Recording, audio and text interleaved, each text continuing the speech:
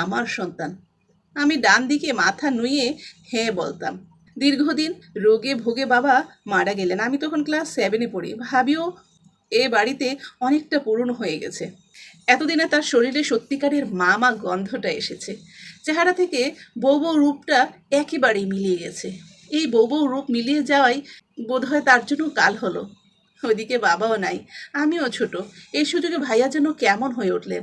ভাবিকে আজকাল তিনি একদম সহ্য করতে পারেন না। বন্ধা বলে দূরে সরিয়ে রাখেন, এক খাটে শুতেও পর্যন্ত যান না।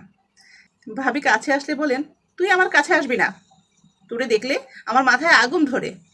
ভাবি অসহায়ের মতো বলতেন, কই যাব বলো, তুমি ছাড়া আমার আর কে আছে? ভনিতা স্যার, দূরে যাইয়া ভাব দেখা, আমার কাছে ওর জায়গা নাই। ভাবি বলতেন, মাইয়া মানুষের বিয়ের পর ঠিকানা ওই একটাই, স্বামীর বাড়ি। আমি এই বাড়ি ছাইড়া কোথায় যাব বলো? কখনো আমি এই বাড়ি ছাইড়া যাব না। ভাইয়ার আগে গজগজ করতে করতে বলতেন, যাইবি যাইবি, 100 বার যাইবি, যাওয়ার জিনিস আনতাছে। ভাবি ভেবেছিলেন হয়তো ভাইয়া বুঝি ওই দিন এমনিতেই কথাটা বলেছিলেন, কিন্তু কদিন পরেই দেখা গেল এমনি এমনি নয়, বিয়ে করে ফেলেছেন। সেই বউ বাড়িতেই তুলে এনেছেন।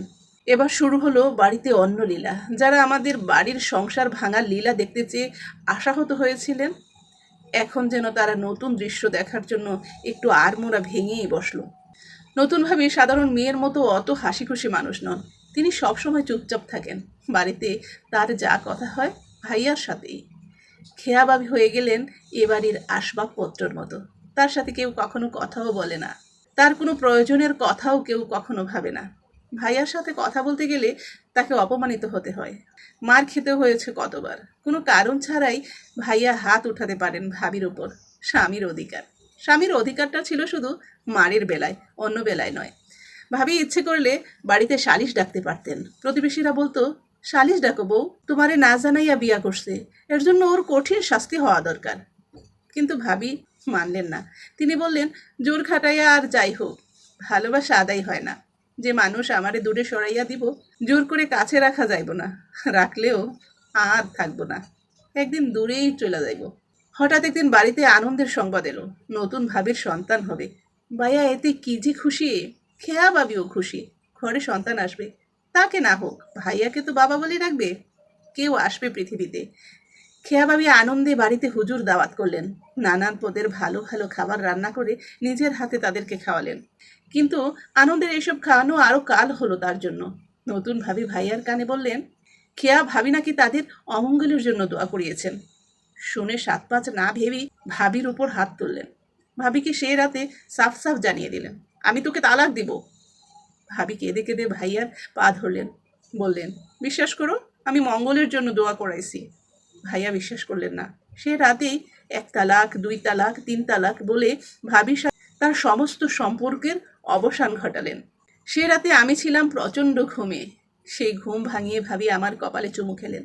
তারপর কান্না ভেজা গলায় বললেন, নয়ন, আমার সব শেষ হয়ে গেল রে, তোদের ছেড়ে চলে যেতে হবে। এভাবে এই বাড়ি থেকে যে মৃত্যুর আগে বেরিয়ে যাব, তা আমার কল্পনাতেও আসেনি। কথাগুলো শেষ করতে পারলেন না ভাবি, কান্নায় ভেঙে পড়লেন। অনেকক্ষণ পর কান্না থামিয়ে ভাবি বললেন, তোর ভাইয়ার সাথে তো আর আমার কোনো সম্পর্ক নাই, সব ভেঙে গেছে। তুই কি এখন একবার আমায় মা বলে ডাকতে পারবি না নয়ন? আমার চোখ কেমন ছলছল করে উঠলো হঠাৎ, মুখ ভেঙে কেমন কান্না এসে যাচ্ছে। অনেক অনেক দিন পর আমার মনে হলো মায়ের কথা, স্পষ্ট মনে হলো। আমার আপন মা আমায় মা ডাকা শেখাচ্ছে। বলছেন, খোকা বলো মা। সেই দিনের মতো আমিও ফের উচ্চারণ করলাম ভাঙা ভাঙা সরে, ম ম মা মা। ভাবি চলে গেলেন আমাদের ছেড়ে। ভাইয়া আর নতুন ভাবি তাদের মতো করে জীবন যাপন করতে লাগলেন। শুধু উল্টে গেল আমার জীবন।